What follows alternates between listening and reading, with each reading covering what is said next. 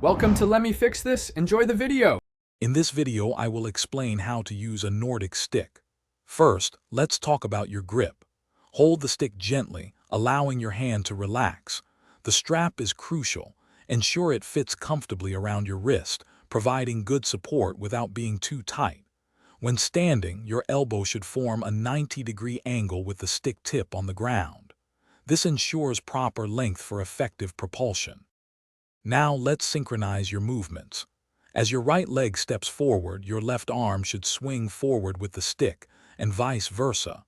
Push firmly off the ground with the stick, using it to propel your body forward.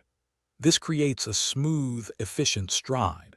Focus on maintaining a natural walking rhythm, keeping your posture upright and relaxed. Adapting your technique to different terrains is key. When walking uphill, shorten your sticks by about 5 to 10 centimeters to help you push off more effectively. For downhill sections, lengthen them by a similar amount to provide better balance and reduce strain on your knees. Remember to plant the sticks firmly for stability on uneven surfaces.